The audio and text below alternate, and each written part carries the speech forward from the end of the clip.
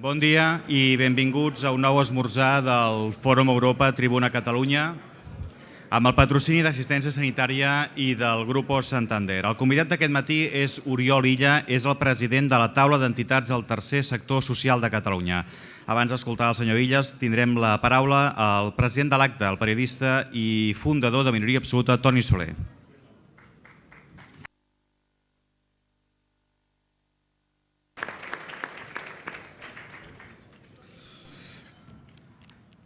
Bon dia, moltes gràcies a tothom. Esteu a punt d'escoltar una de les veus més destacades del panorama associatiu català, un portaveu autoritzat que parla en nom de milers i milers de persones agrupades a la taula del tercer sector i també, en certa manera, un missatger, és a dir, una persona que té com a feina explicar-nos una problemàtica social a la qual massa sovint es gira l'esquena. Quan es parla del tercer sector, de les entitats socials, dels col·lectius que tenen al cap la gent més vulnerable, ja no podem parlar en termes, com hem fet tantes vegades, de víctimes de la crisi, com si fossin les víctimes d'un terratrèmol, d'un tornado o de qualsevol catàstrofe natural. La pobresa i la desigualtat, per desgràcia, són un problema estructural de la nostra societat. És un problema enquistat que en determinats àmbits es podria dir que fins i tot va pitjor, perquè ha d'afrontar problemes nous com és l'atur de llarga durada, l'envelliment de la població, l'arribada de refugiats, etc. Això vol dir que les polítiques socials s'han de pensar també en el llarg termini, cosa que qui us parlarà tot seguit ho té molt clar. És obvi que la gent en situació vulnerable no pot esperar, però també crec que és obvi que s'ha de demanar als polítics i a qualsevol persona que tingui responsabilitat en la matèria que no només es posin pagats per alleujar els problemes, sinó que es pensin estratègies de fons per evitar que els problemes es cronifiquin i per donar a les noves generacions unes oportunitats millors. L'Oriol Illa, que és qui us parlarà tot seguit, és el president de la taula d'entitats del tercer sector des de fa menys d'un any i té davant seu el repte interessantíssim i també molt complicat de posar sota el focus de l'atenció pública i mediàtica els problemes de les més de 3.000 entitats que hi ha al darrere seu, entitats que al seu torn tenen també molts milers de conciutadans amb problemàtiques greus. Jo conec l'Oriol des de fa una colla d'anys, perquè, tot i que ell és més jove que jo, vam coincidir fent la prestació social substitutòria, que és una cosa que es feia abans, quan eres objector de consciència i no volies fer la mili. No sé si alguns us en recordeu. A les ordres d'en Raül Romeva, per cert, han fet la prestació social, amb el moviment d'objectors de consciència i tot això. La veritat és que jo ho vaig fer bastant obligat i a última hora i malament. L'Oriol no sé si ho va fer obligat i malament, però sí que és veritat que ja en aquell moment era un militant del pacifisme, de l'escoltisme, també ho ha sigut del sindicalisme i d'això tan important que en diem educació en el lleure. I a més, l'Oriol va estudiar polítiques, direcció financera, ha tingut responsabilitats a l'administració catalana i municipal i des del 2012 forma part de la direcció de la taula del tercer sector. El 2014, amb l'Oriol i jo ens vam retrobar quan ell dirigia la Fundació Ferrer i Guàrdia i jo feia de comissari dels actes del tricentenari de 1714. Va anar prou bé perquè jo volia que el tricentenari parlés del valor de les llibertats cíviques i polítiques i la Fundació Ferrer i Guàrdia, per idea de l'Oriol, va organitzar unes jornades de debat sobre un tema prou vigent, que és la crisi econòmica entesa com a amenaça o com a coartada per la retallada de les llibertats civils. Certament la crisi no només és nefasta pel benestar social, també ho és perquè precaritza la vida de les persones, les fa més vulnerables i per tant menys lliures. Per això és tan important que la taula del tercer sector sigui una eina forta i unida i que doni veu a qui més ho necessita.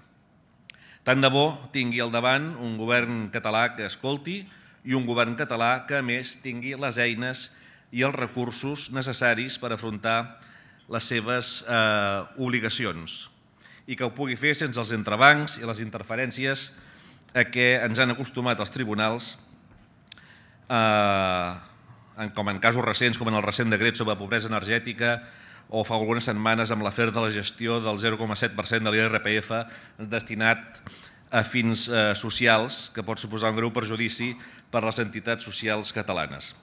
Ahir el president Puigdemont va anunciar un paquet de mesures llarguíssim, legislatives i executives, moltes d'elles relacionades amb polítiques socials, i estic segur que l'Oriol tindrà alguna cosa a opinar al respecte. Oriol, gràcies per la feina, sort i quan vulguis.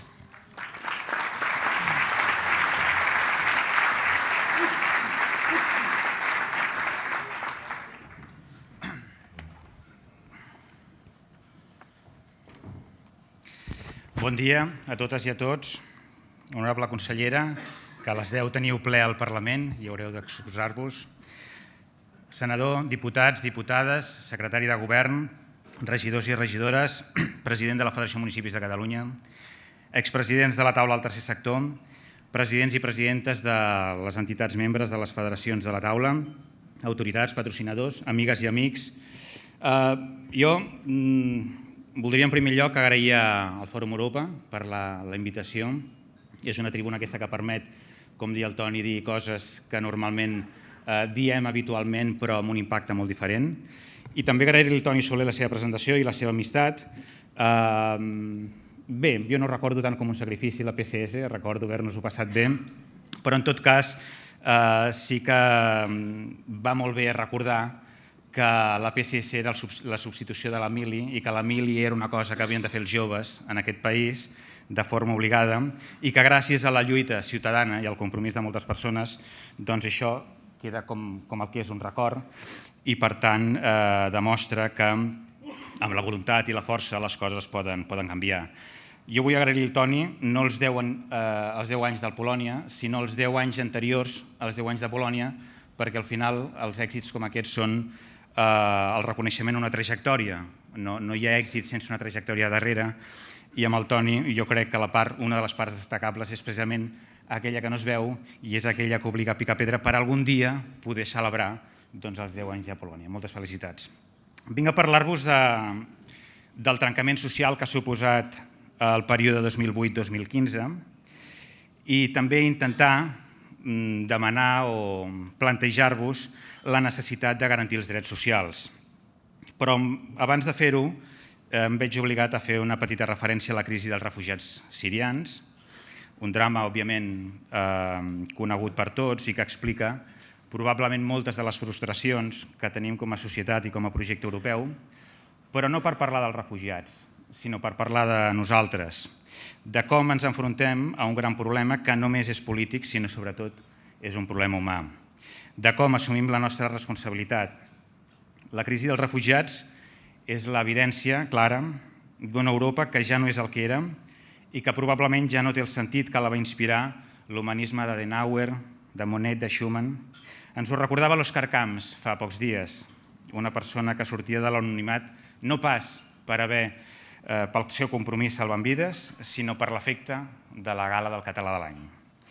Que la crisi dels refugiats evidencia la por d'una Europa que es pensa important, però que alhora oblida els valors que la van fer important. La construcció d'una societat de països en pau, benestar i prosperitat.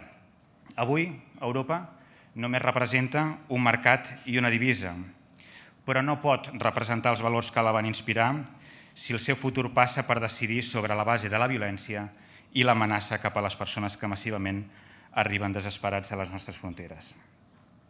L'acollida de refugiats és molt important i cal fer-ho garantint la bona convivència en els països destí. De com s'adaptin els refugiats i, sobretot, de com puguin normalitzar la seva vida el més aviat possible, en dependrà el fràgil equilibri en el que viuen. Però també podem fer alguna cosa més, ajudant els desplaçats en els països limítrofs al país de conflicte, garantint, per exemple, els serveis bàsics. Recordem que en un país com el Líban, el 25% de la seva població avui són refugiats. Per tant, podem i hem de participar de les xarxes de cooperació entre ciutats mediterrànies. Podem dotar, per exemple, de contingut instruments com la Unió per la Mediterrània, amb seu a Barcelona, o podem també contribuir als processos de democratització que, malgrat les dificultats, lluiten per fer-se un espai entre el caos. En aquest punt crec que és just que reconèixer que tant l'Ajuntament de Barcelona com el Govern de la Generalitat com les administracions locals estan fent bona feina amb el Comitè de Refugiats de forma coordinada. Fins allà on podem arribar, que moltes vegades és poc, però en tot cas, quan l'administració actua de forma diligent i responsable, crec que és just reconèixer-ho. Europa ha estat sinònim de benestar, de protecció social i de garantia de drets, però aquest model està en risc. Si externament són els refugiats els que evidencien un futur pessimista a nivell europeu perquè es basa en la restricció, en les fronteres i la violència, internament són les reformes econòmiques basades en l'austeritat, el dèficit, la tolerància hipòcrita i opaca en relació a l'evasió fiscal. Només un exemple en aquest punt, per no extendre'm, ara que està de moda. El president de la Comissió Europea va liderar el desenvolupament de Luxemburg com a paradís fiscal. Per tant, la tolerància hipòcrita en relació a l'evasió fiscal o la privatització d'espais de gestió i propietat pública, les que posen en risc el model de drets socials construïts a casa nostra després de la Segona Guerra Mundial. Els darrers anys han estat anys en els que s'ha produït un deteriorament del pacte social, entès com aquell acord ciutadà que ens comprometia amb un model social. I deteriorar el pacte social vol dir fer recular les polítiques socials, és a dir, el conjunt de decisions que les administracions públiques duen a terme per corregir o pal·liar situacions que provoquen pobresa, desigualtat, exclusió o discriminació. La major part de les situacions de desigualtat que veiem avui en dia no són situacions naturals, no venen determinades per les capacitats ni per les habilitats o la mancança d'elles de les persones que les pateixen, sinó que són provocades pel sistema econòmic que exclou i penalitza qualsevol situació de vulnerabilitat. Aquesta exclusió de persones, sigui pel seu origen, com és el cas dels refugiats, sigui per la manca d'oportunitats, com per exemple els que pateixen les persones que estan aturades de llarga durada o els més grans de 45 anys, suposen un clar fracàs en el desig de construir societats més justes socialment i més equitatives. L'exclusió és generadora de pobresa. Quan apartem algú dels canals de normalització social, laborals, educatius o culturals, l'estem empenyent cap a un carreró sense sortida. El debat de la pobresa i com acabar amb ella no és un debat nou ni senzill. És un debat reincident que podria temptar algú d'afirmar que la pobresa és una patologia social impossible d'erradicar i que només la podem acompanyar o atenuar. Però en un moment en què hem estat capaços de dissenyar una tecnologia capaç de monitoritzar a tots i cadascun dels ciutadans europeus, coneixent les nostres preferències, el consum que fem, els hàbits quotidians, la nostra trajectòria vital, l'entorn en el que ens movem, la nostra ideologia o creença, o quan i on ens desplacem, per motius de seguretat, diuen, se'm fa sospitós pensar que no hem posat aquesta tecnologia precisa, massiva, personalitzada i de baix cost al servei de la població vulnerable per garantir una vida digna a tothom.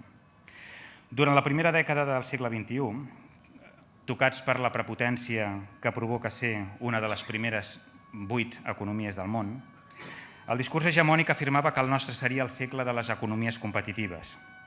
I vam treballar per ser competitius, vam educar per ser competitius, vam legislar per ser competitius.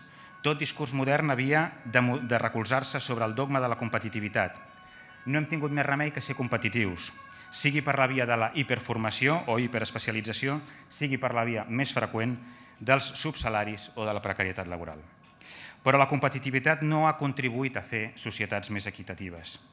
Fa 500 anys al planeta hi vivien 500 milions de persones que produïen en béns i serveis corrents prop de $250.000 d'avui. El 2015 vam tancar-lo amb poc més de 7.000 milions de persones i, segons el Banc Mundial, amb una capacitat de produir 60 bilions de dòlars. Així doncs, la productivitat mundial s'ha multiplicat per 240, mentre que la població només, entre cometes, ho ha fet per 14. La competitivitat, per ser més productius que ho som, si no va acompanyada de redistribució, genera més desigualtat, que és la tendència que avui segueix el nostre país.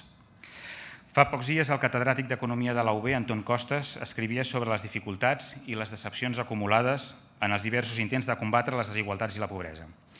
L'estat espanyol, atenent l'índex de Gini, és un dels estats més desiguals d'Europa.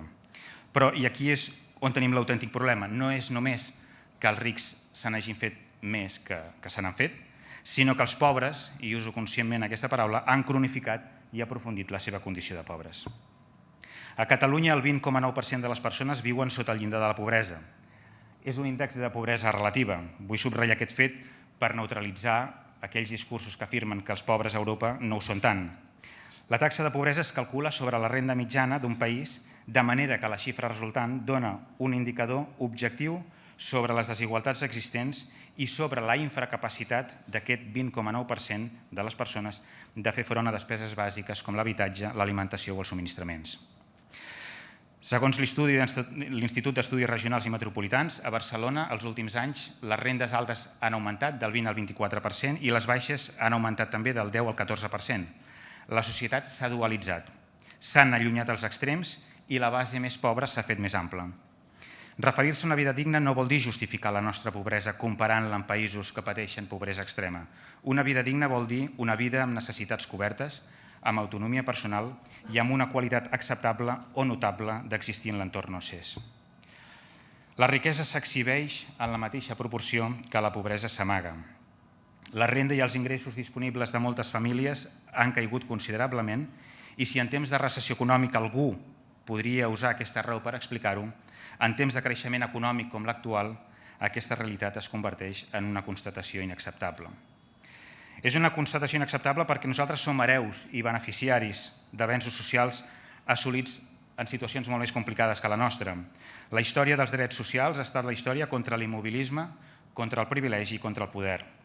Els drets socials que avui gaudim són l'expressió de grans victòries a favor de la justícia social, de la mateixa manera que els retrocessos socials han estat la victòria de les contrarreformes. Quan Thomas Paine, en una societat que ara anomenaríem disruptiva, va escriure Justícia agrària l'any 1795, ja defensava la necessitat de combatre la pobresa. Per ell no hauria de demorar-se la creació d'un fons nacional, deia, que pagarà tot desposseït 50 lliures quan compleixi 21 anys per compensar la seva herència natural i de la mateixa manera 10 lliures anuals a tots aquells més grans de 50 anys.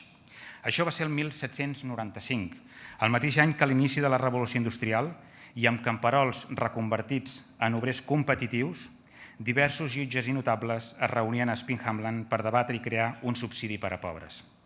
El programa avançat al seu temps era un embrionari sistema de protecció social. Malauradament, la contrarreforma arribaria al 1834, quan es va aprovar una esmena per la que desapareixerien tots els ajuts, excepte els dels malalts i els ancians. A partir d'aleshores, la desigualtat va augmentar i amb ella les injustícies, i com a conseqüència d'això en foren les revoltes de mitjans del segle XIX. Faríem bé de recordar-ho, les lliçons de la història. La seguretat mai es pot mantenir del tot. Cap societat es pot mantenir del tot segura si no és amb justícia social. Un altre dels exemples dels avenços socials en temps difícil ens remet a una de les pel·lícules de Ken Loach, Esperit del 45, en la que una Gran Bretanya devastada per la Segona Guerra Mundial es posa en mans del Partit Laborista de Clement Attlee, quan tothom donava per guanyador Churchill, per aixecar un sistema públic de sanitat i d'educació després d'una guerra que havia empobrit extraordinàriament el país. Un sistema de protecció social impensable en un país enormement debilitat per la guerra, però que tenia una clara voluntat d'intervenir sobre la situació social que es patia. Es van nacionalitzar sectors estratègics de l'economia i es va augmentar la despesa social, decisions que van contribuir al creixement econòmic i al progrés de la majoria dels ciutadans. La història dels drets socials, doncs, no és la història d'allò que ha d'arribar per l'evolució lògica dels fets, sinó per l'elecció tossuda de les societats. No hi ha situació adversa que no permeti una societat que així ho vulgui dotar-se de les eines, dels instruments i dels recursos necessaris per augmentar el benestar de la seva gent. La defensa de drets socials com a drets sòlids, no pas com a drets subsidiaris, és més necessària que mai. Si els drets socials, i penso sobretot en el cas de l'habitatge, haguessin estat drets forts, no haguessin patit desnonaments i amb tota seguretat la crisi no hagués estat tan persistentment dura a moltes llars catalanes. Recordo que també durant els anys de creixement econòmic es va defensar, fins i tot des de posicions d'esquerres, el dret a la propietat per sobre el dret a l'habitatge. Per tant, si no aconseguim que els drets socials esdevinguin drets forts, drets sòlids, la situació que patirem en el futur serà la mateixa que hem patit en el passat. Són coneixedors, vostès, del darrer ple de pobresa celebrat fa poc, menys de 2 mesos, al Parlament de Catalunya. Un ple que nosaltres rebíem amb cert escepticisme, però que finalment va ser més constructiu que no pas el celebrat el 2014 sobre el mateix tema. Tanmateix persisteix la sensació que no som capaços de trencar aquell sostre de vidre que ens limita a pensar les polítiques socials només a partir d'increments pressupostaris. L'estratègia 2020 de la Unió Europea parla de reduir en 20 milions de persones, 20 milions, les que viuen sota el llindar de la pobresa els propers anys. A Catalunya aquesta xifra suposarien 280.000 persones. La pregunta que ens hauríem de fer seria com ho farem? Tenim la responsabilitat de fer reversible els efectes de la crisi. Com diu Charles Taylor, el que fa diferent les nostres democràcies és l'assumpció de determinats valors. Un d'ells és la cohesió catalana, la cohesió social. La catalana és una societat que s'anomena, ens anomenem solidaris. Davant d'una situació de fragilitat tenim l'obligació moral, la convicció o simplement el deure de fer quelcom per resoldre-la. I entenem que són els poders públics els que tenen l'obligació de posar els instruments al seu abast per atendre-la. Però no és només la responsabilitat de l'administració vetllar per les demandes socials. Uns serveis públics i universals i de qualitat no són incompatibles, ans al contrari, amb una iniciativa ciutadana al servei d'aquestes demandes. Com diu en Josep Maria Pasqual, al costat de l'administració, empenyent, ha treballat des de fa molts anys al tercer sector social. El darrer llibre de Henry Mintzberg, La societat enfront de les corporacions, en parla del tercer sector, o del sector plural, tal com ell l'anomena, i li dona un rol creixent i diferent del que els dona el sector públic i el privat. Afirma que en el futur les democràcies liberals, i en particular les europees, haurien de tendir a poder identificar 3 potes molt clares. Un sector públic de governs cada cop més transparents i que ens han de proporcionar polítiques protectores, polítiques socials. Un sector privat socialment responsable que ha de proveir béns i serveis que consumim. I un sector plural de comunitats sòlides a les que donem sortida en gran part les nostres afiliacions o inquietuds socials.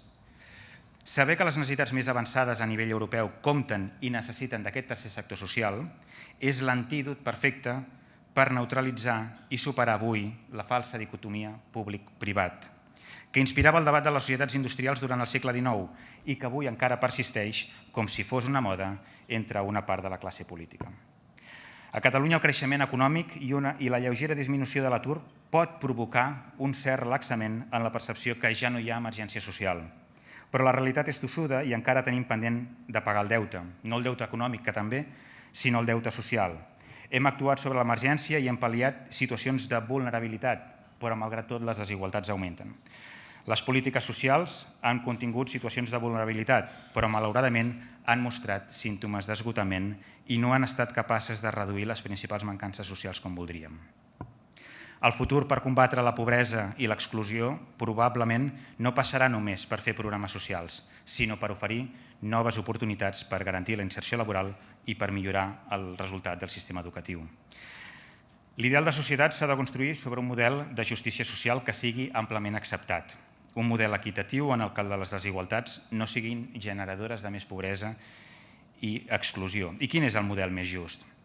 El model més just, teòricament, seria aquell que tots desitjaríem si poguéssim ser imparcials enfront de la nostra situació personal. És el que Rawls va anomenar el vel de la ignorància. Imaginem que hem d'escollir quin model social volem abans de saber quin serà el nostre entorn familiar. No sabem on naixerem. Podríem ser fills d'una família vulnerable de Torre Baró o, fet estadísticament més improbable, néixer en una benestant nissaga de Sant Gervasi. L'experiment es tracta d'escollir a quina societat preferiríem viure abans de saber el nostre destí, o bé en una que garantís els serveis bàsics i una vida digna, o bé en una altra on la competitivitat establís la diferència entre afortunats i desfavorits. Si no sabéssim el nostre destí, probablement tots, o la majoria, preferiríem viure en la primera, perquè si fóssim la família de Torre Baró tindríem garantit un model social que ens protegiria a nosaltres i als nostres fills. I en el cas de tenir la fortuna de ser de Sant Gervasi, la part de recursos que hauríem de dedicar a contribuir en el sistema de protecció social no ens canviaria substancialment el nostre benestar. L'ideal rawlsià de justícia social, malauradament, té poc a veure amb el que existeix avui en dia, ja que les desigualtats augmenten i el risc d'exclusió també. Tot i això, la majoria de països europeus, excepte Espanya, han fet compatible el creixement econòmic amb la contenció de les desigualtats. Saben que les desigualtats d'avui són més i més cares polítiques socials per demà. Per això és tan important combatre les desigualtats amb polítiques socials transformadores. És a dir, calen plantejaments nous i valents contra les desigualtats i fer-ho amb nous instruments, noves mesures i la complicitat i l'aliança del tercer sector.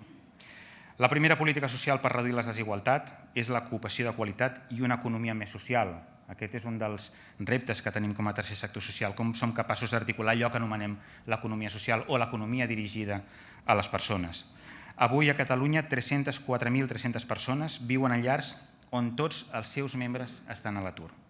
El 2008 eren 89.900, 304.300. Els aturats que porten més de 2 anys a l'atur s'han més que multiplicat per 10, dels 25.100 de l'any 2008 als 295.600 del 2015. Gran part dels recursos invertits avui en prestacions socials són conseqüència d'aquest elevat atur crònic. La segona prioritat és l'educació, un sistema educatiu que no deixi ningú enrere és clau per a la reducció de la desigualtat. L'abandonament escolar prematur a Catalunya el 2014 ascendia al 22,2%, quan la mitjana a la Unió Europea és l'11,2%, segons l'Eurostat. Per fer viable un canvi efectiu en l'eficàcia de les polítiques redistribuïdores cal un sistema fiscal just i progressiu. A l'estat espanyol el capital no tributa el mateix que el treball. A més, les grans empreses són les que menys impostos paguen, suposant que ho facin. Van tributar de mitjana el 7,3% el 2015, quan els treballadors i treballadores poden apropar-se al 30%.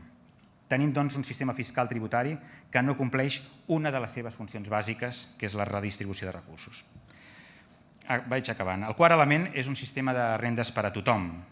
En un moment en què s'està discutint al voltant de la renda mínima d'inserció, la renda garantida de ciutadania, la renda universal, el govern de les Illes Balears està treballant en una renda social universal.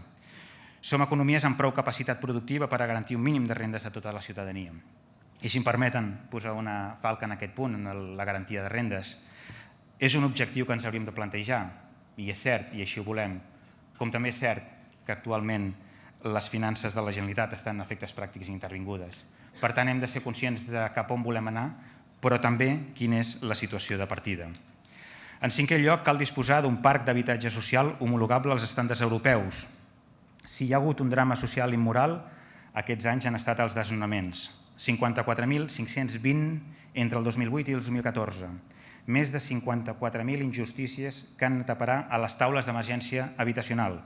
I paral·lelament, com si no formessin part de la mateixa societat, es reconeixen fins a 47.000 habitatges buits per part de les entitats financeres. I vinculat a l'habitatge, la garantia dels seus subministraments bàsics. Paguem una de les energies més cares d'Europa. I des del 2008 el rebut de la llum ha augmentat un 60% i el de l'aigua un 66%. Però, malauradament, les xifres són prou evidents. El Tribunal Constitucional considera que protegir els més vulnerables és una inacceptable invasió de competències. Finalment, la reducció de les desigualtats no serà efectiva si no ho fem en una societat inclusiva. A Catalunya hi ha 537.998 persones amb alguna discapacitat, 105.963 amb trastorns mentals, 188.000 amb alguna discapacitat motor, 125.000 amb alguna discapacitat no motor, malalties renals, coronàries, etc., 36.000 visuals, 51.000 psíquics i 29.000 auditius. No és habitual pensar en ells, en aquestes 537.998 persones, quan dissenyem la ciutat, quan organitzem activitats, quan parlem d'autonomia personal, quan legislem, quan assignem recursos públics. Per això la igualtat d'oportunitats passa per fer possible l'autonomia entre aquelles persones que malauradament avui no les tenen. Els drets socials van més enllà de les polítiques socials i les polítiques socials haurien de ser molt més que epígrafs en els pressupostos públics. L'espai públic, l'urbanisme, l'educació, el transport, l'acció comunitària, són espais tan importants a tenir en compte en l'eficàcia de les polítiques socials com ho poden ser els propis recursos. Per això cal, en aquest immens repte de reduir les desigualtats, actuar transversalment. Les desigualtats s'han de poder combatre en una doble direcció. D'una banda, sobre l'efecte que provoquen, és a dir, a través de les polítiques socials. però també sobre la causa que la genera, la distribució injusta dels recursos i els excedents. Durant els anys de trencament social van triomfar idees fracassades. Ara ens toca fer la nostra contribució al futur del nostre país i el de la nostra societat. Si aquesta contribució aconsegueix disminuir les desigualtats socials i l'exclusió, el mèrit serà nostre. Però si aquestes desigualtats augmenten, el responsable final, malauradament, també serem nosaltres. Moltes gràcies per venir i moltes gràcies per la seva atenció.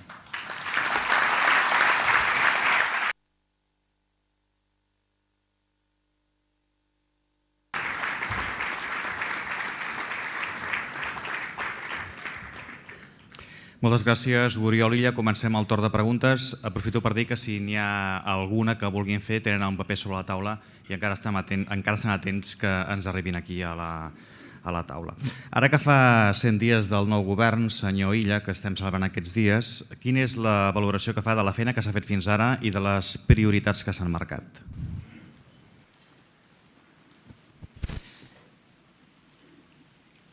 Bé, amb aquesta nova legislatura que semblava que no començaríem, però que afortunadament hem començat, nosaltres hem tingut com a tercer sector una interlocució fluida amb el govern, amb 7 dels 8 departaments en els que les entitats del tercer sector tenen algun tipus de vincle. I ahir precisament es va presentar el programa de govern en el qual s'inclou el pla de suport al tercer sector, que sabeu que és un instrument que a nivell d'entitats és molt important perquè ens garanteix aquesta transversalitat en l'acció de govern. Nosaltres en fem una valoració positiva d'aquests 100 dies de govern. Quan fas una valoració positiva no vol dir que tot allò que s'ha fet sigui suficient o que estigui satisfet amb tot allò, sinó que en el punt en el que ens trobem, després de 100 dies, allò que s'ha acabat fent per part del govern en relació al tercer sector social per nosaltres té una valoració positiva.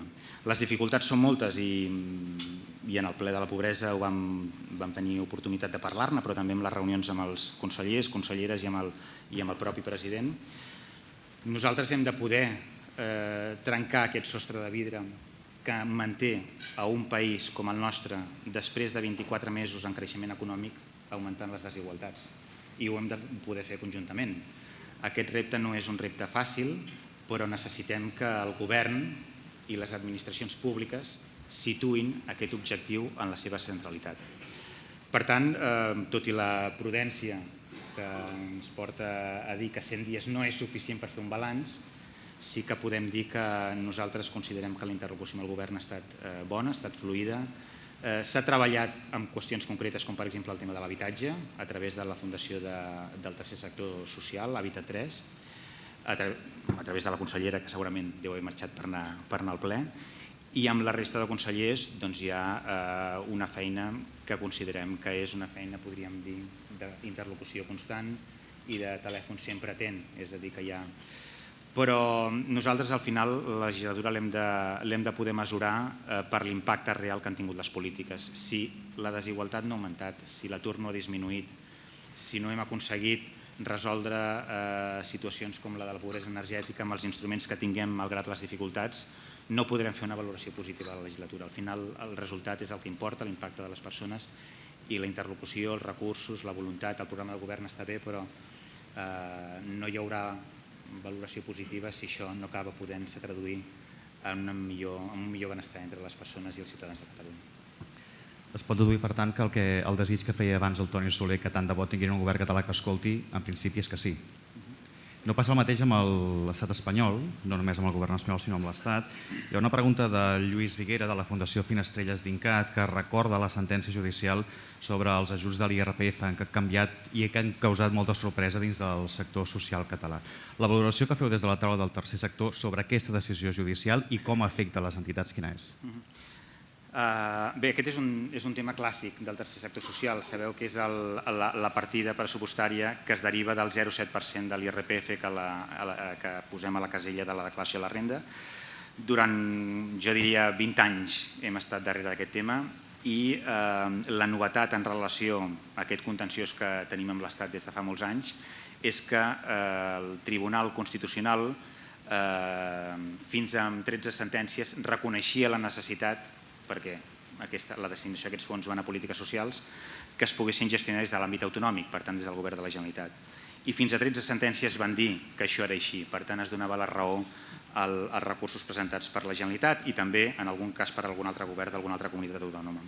Però fa un parell de mesos el Tribunal Suprem va considerar que amb un canvi de la terminologia dels programes que es financen amb el 0,7%, en comptes de dir-ne política social, és a dir, assistència social, que avalava la posició del govern espanyol a l'hora de gestionar aquests recursos. Per tant, la via, podríem dir, jurídica, des del nostre punt de vista s'ha esgotat. Ja no podem dir s'han de complir les sentències perquè hi ha hagut un canvi de jurisprudència, des del nostre punt de vista absolutament recargolada, que fa dir allò que òbviament no és així, i és que els fons del 0,7% de l'IRPF van a programes socials i la majoria d'aquesta sala ho sabeu perfectament. Per tant, la nostra proposta ha de passar a ser una altra i el nostre plantejament ha de passar a ser un altre. Ja no podem dir compliment de les sentències, sinó que hem de dir hem de tornar a l'origen de la naturalesa d'aquest impost, i és que els contribuents, que al final són els titulars dels pressupostos públics, del diner públic, puguin decidir on va aquest 0,7% de l'IRPF.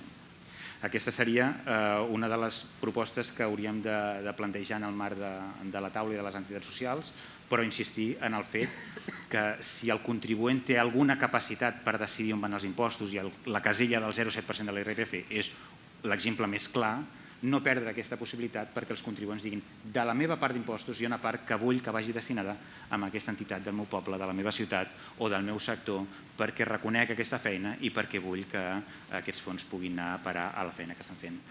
Ara el model és absolutament invers.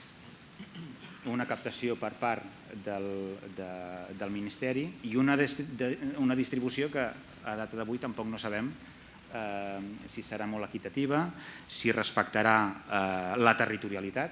Penseu que amb les noves bases, per tant amb la sentència, les entitats que no siguin d'àmbit estatal no es podran acollir en aquests fons, i a Catalunya el 50% de les entitats que es financin amb aquests fons són entitats locals. Per tant, entitats que fan una feina molt clarament vinculada al territori.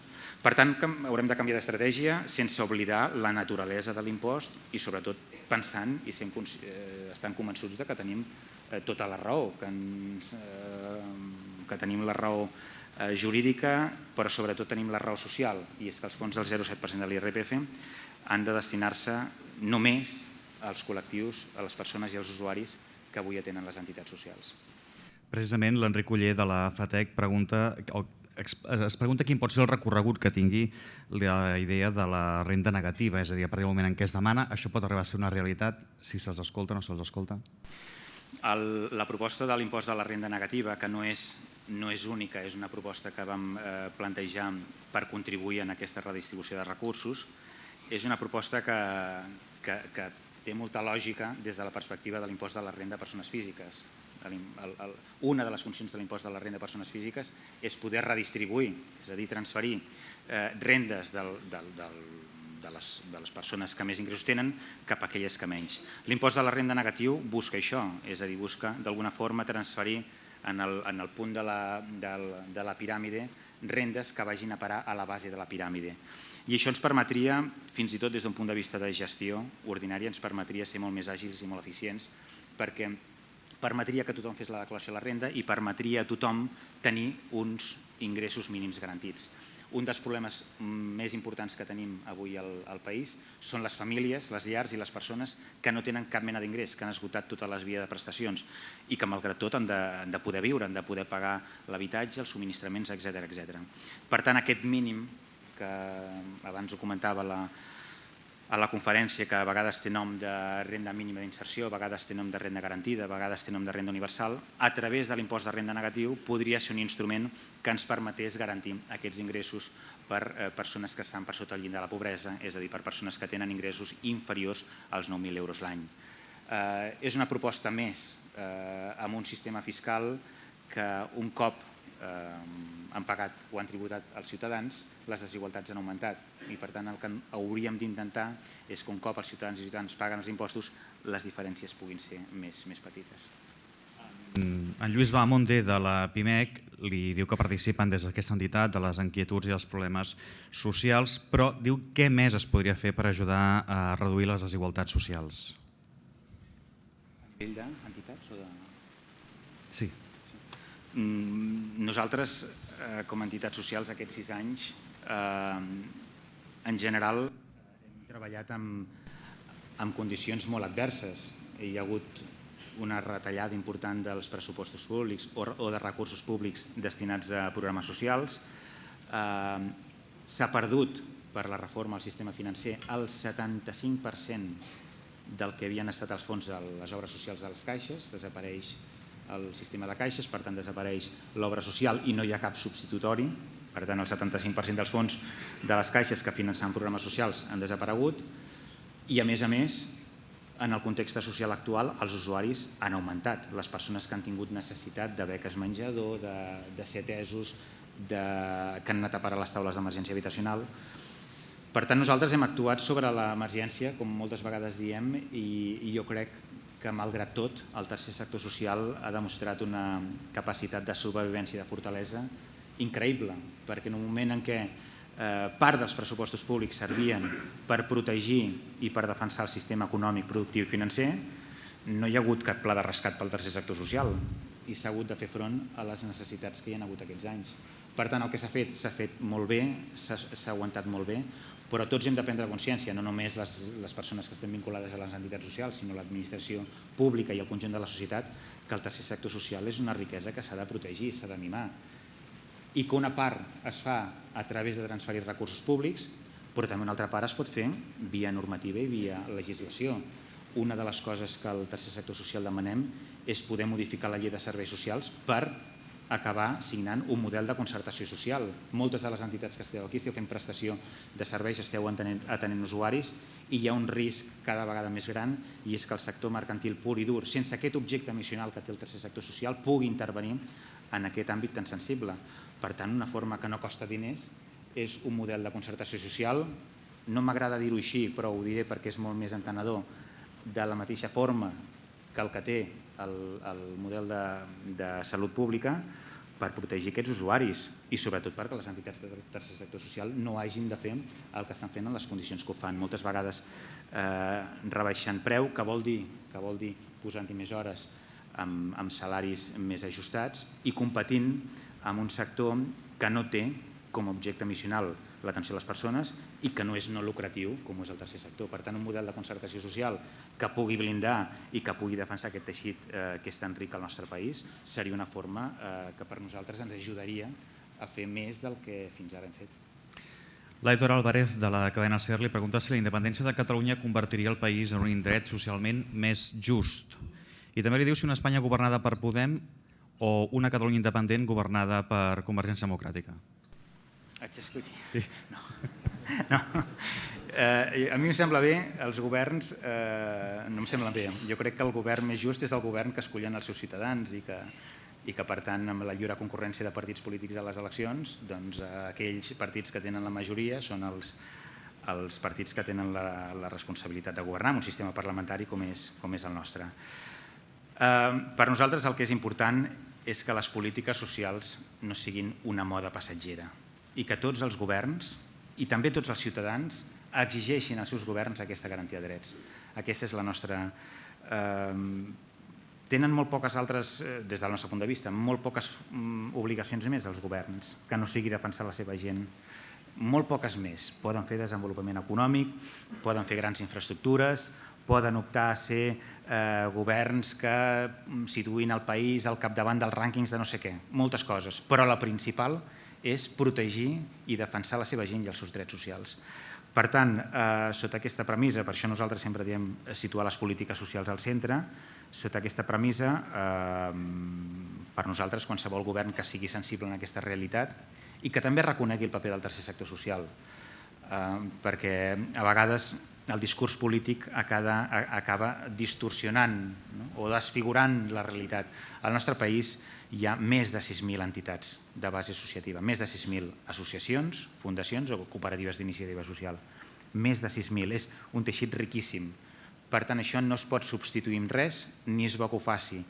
I és més, és un gran coixí per un país amb tantes mancances com el nostre, per protegir les persones. Per tant, qualsevol govern que defensi els drets socials, que garanteixi polítiques protectores, que cuidi i vetlli per la sostenibilitat del tercer sector social, jo crec que és un govern que nosaltres hem d'aplaudir i hem d'estar satisfets amb ell. També li pregunta si veu possible que en 18 mesos, el que durarà el govern a Catalunya actual, es poden revertir les retallades socials que hi van haver entre el 2008 i el 2015. No ho sé, la veritat és que no sé. Nosaltres per enguany no contemplem un escenari diferent que el que sigui aprovar els pressupostos en la línia del pla de xoc i dels compromisos que es van adquirir a l'últim ple de la pobresa. 18 mesos és un any i mig, per tant, tenim aquest 2016 en el que no contemplem un escenari diferent al que no hi hagi pressupostos, i dintre d'aquests 18 mesos hi ha alguns punts que per nosaltres són estratègics i que ahir en el programa de govern, si no recordo malament, hi apareixien, que és el que afecta la reforma mínima d'inserció i tendir cap a aquesta garantia de rendes mínimes.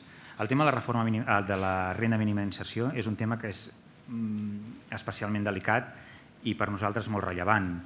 La renda mínima d'inserció és l'última prestació que tenen moltes persones que han esgotat totes les vies. És l'últim instrument. Per tant, socialment és un instrument molt important.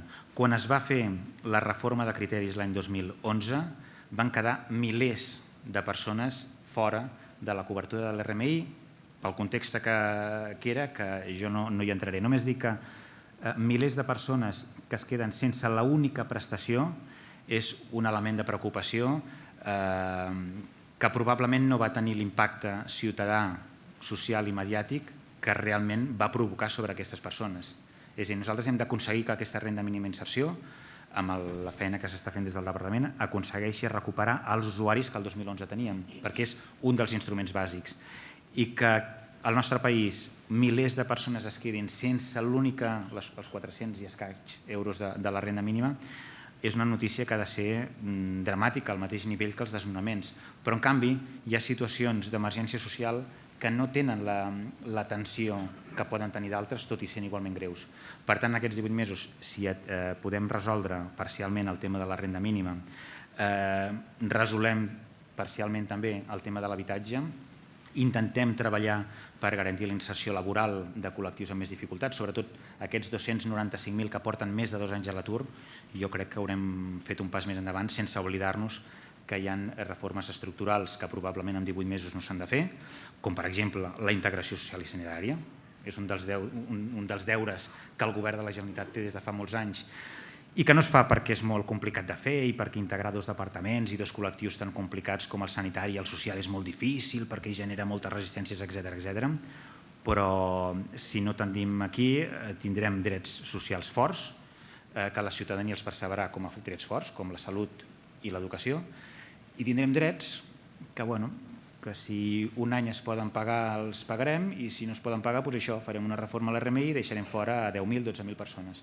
Per tant, la integració social i sanitària, les dues xarxes, en la que puguem tenir, com tenim el carnet del CAP, on tenim tot l'historial mèdic, doncs que poguéssim tenir el mateix historial social, que poguéssim anticipar-nos a problemes, a situacions de vulnerabilitat, a situacions d'exclusió d'atur de llarga durada, seria un canvi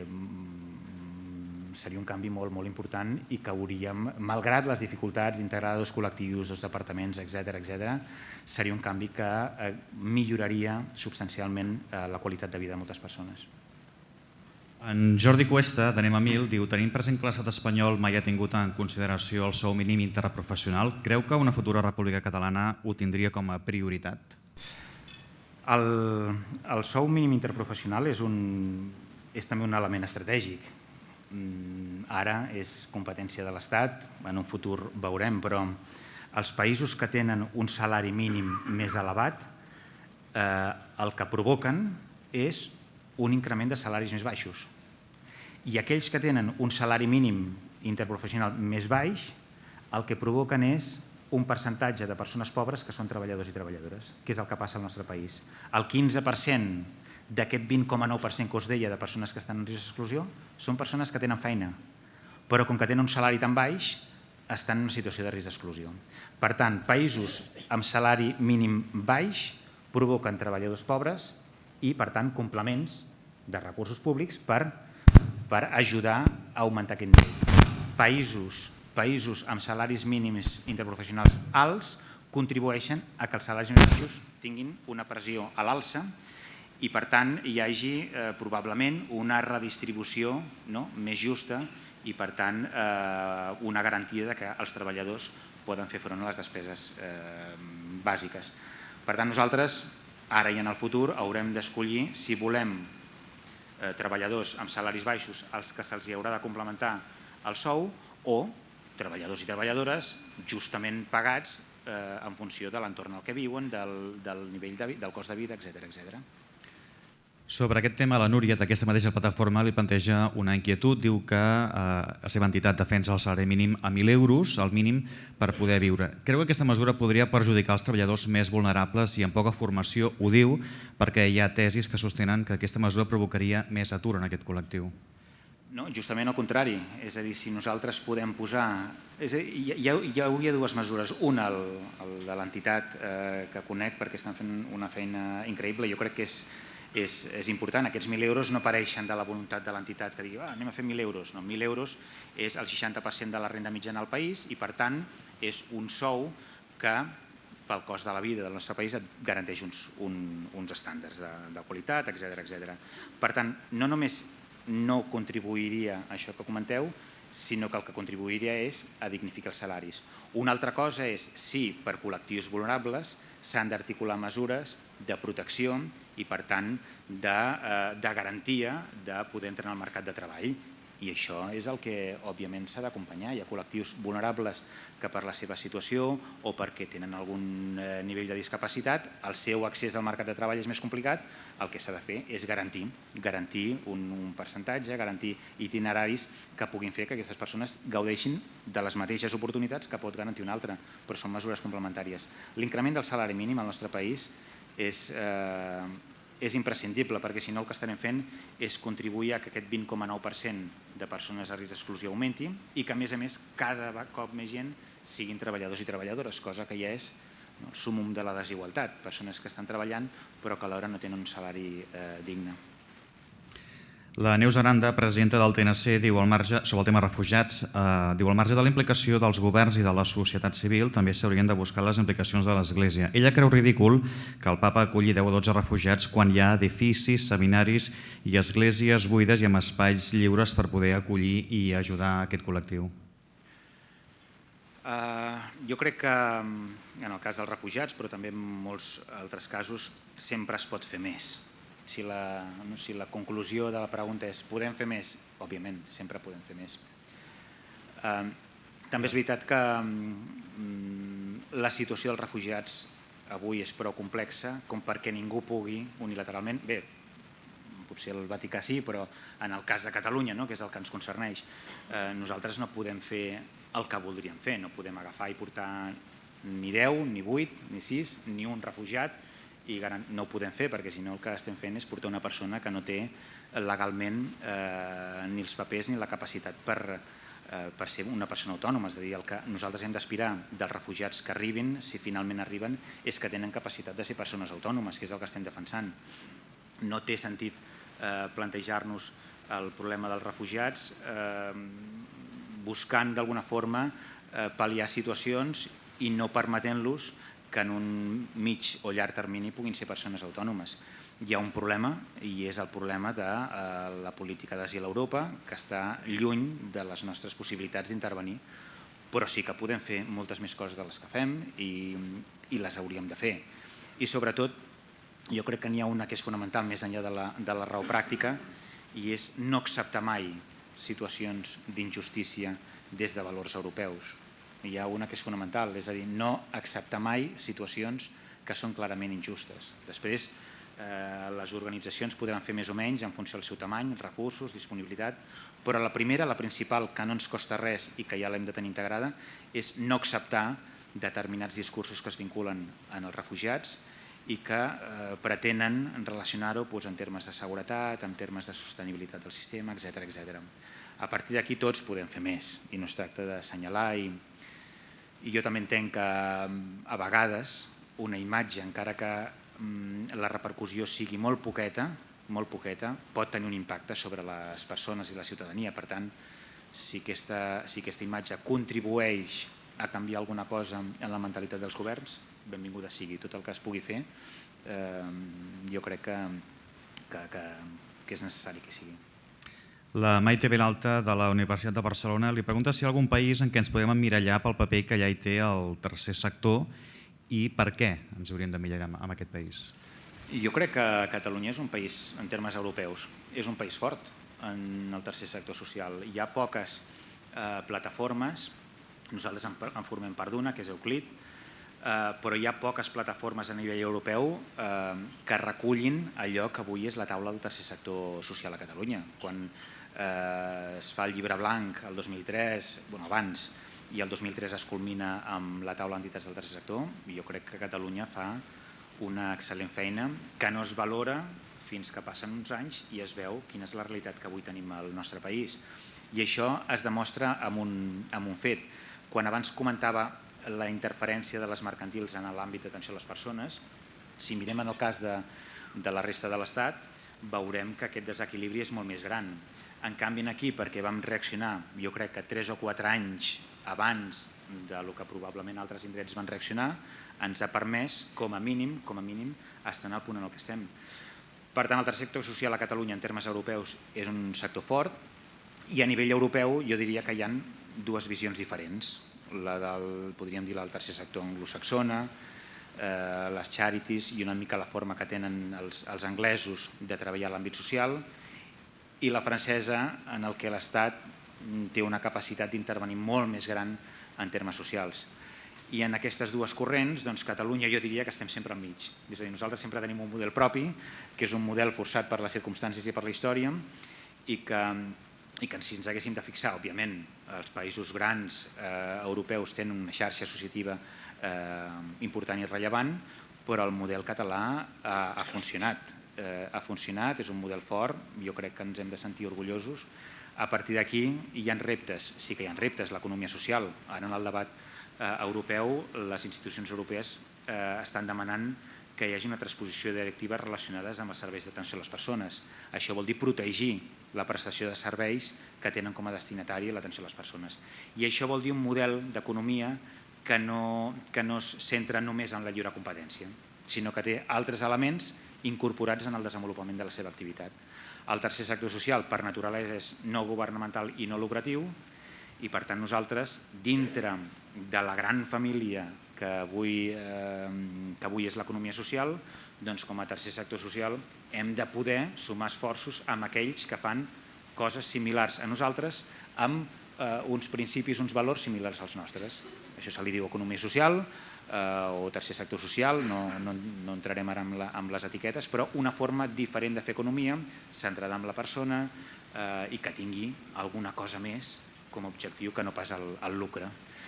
I per tant hem fet la feina bé com a tercer sector social. El tercer sector social, les federacions i les entitats de l'associativa estan a un bon nivell, han aguantat bé la crisi, sí. Això és suficient per afrontar els propers 4, 5, 6 anys? No, no és suficient. És a dir, hem de fer un procés similar al que es va fer el 2000, 2001, 2002, 2003, en el que es va pensar com articular el tercer sector i nosaltres ens hem de repensar i canviar i articular-nos constantment. Si ho fem, d'aquí uns anys podrem dir o podrem valorar si ho vam fer bé o no. Si ens quedem quiets i no ens movem, doncs probablement el risc és que cada vegada les amenaces, o sigui via sector mercantil o sigui altres vies, doncs cada vegada sigui més dura.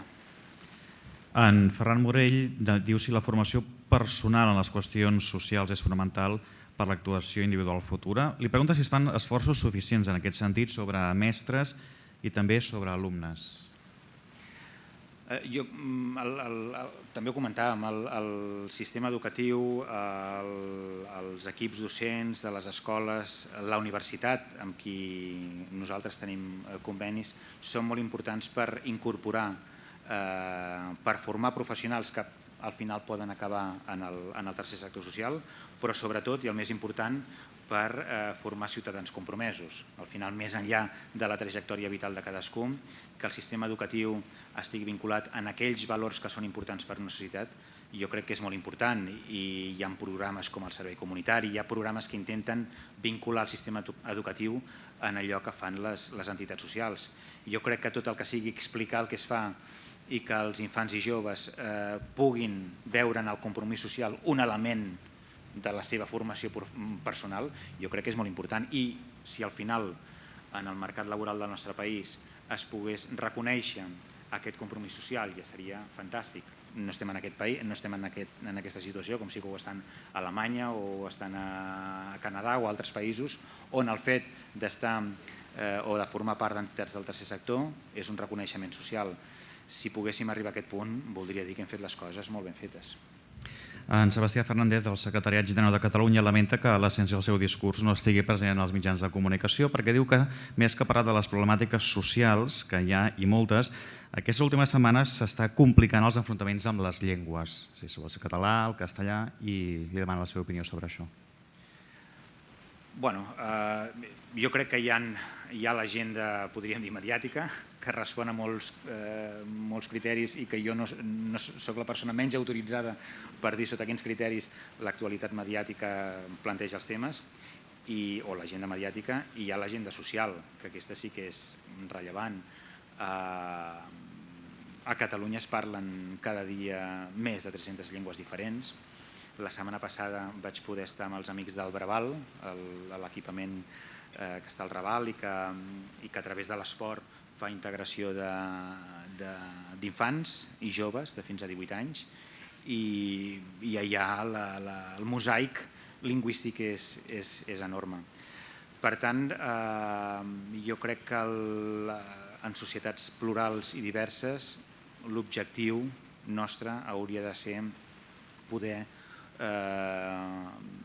unir aquesta pluralitat i no separar-la, i la realitat s'imposa, és a dir, en aquest equipament com en qualsevol altra entitat social, els últims anys el que s'ha vist és, podríem dir, una arribada d'infants absolutament diversos, plurals, multilingües, etc. I la nostra feina és garantir l'autonomia i sobretot la integració d'aquestes persones. Per tant, tot allò que serveixi per marcar diferències, al final el que estan fent és contribuir a generar desigualtats. Les diferències al final són naturals, parlem llengües diferents, tenim orígens diferents, capacitats diferents, les desigualtats les provoquem nosaltres. Si de la diferència en fem una desigualtat, serà responsabilitat nostra, però les diferències hi són, i una de les feines, jo crec, més exitoses de les entitats del tercer sector social és precisament integrar aquesta diversitat de la que el nostre país ha estat acollit els últims anys. Moltes gràcies. Oriol Illa, president de la taula d'entitats del tercer sector social de Catalunya. Abans d'acabar, en nom del Fòrum Europa, Tribuna Catalunya i dels patrocinadors, Assistència Sanitària i el Grupo Santander, té la paraula final Josep Maria Panisello, que és el director d'Estratègia a Catalunya del Grupo Santander. Bé, en primer lloc, agrair al Toni Soler que ens hagi acompanyat avui, que ens hagi fet la presentació. A l'Oriol Illa, agrair-li també que hagi estat avui aquí. Felicitar-lo també per l'exposició que has fet, la veritat, molt clara i molt directa, però sobretot, en aquest cas, felicitar el dia a dia. És a dir, el dia a dia de la lluita per la justícia social és el que realment hem d'agrair. I t'animem que segueixi recordant-nos al sector públic, al sector privat i als ciutadans la responsabilitat que tenim tots a que reduïm les desigualtats. A tots vostès agrair que hagin assistit avui a l'esmorzar i esperem veure'ls ben aviat. Moltes gràcies.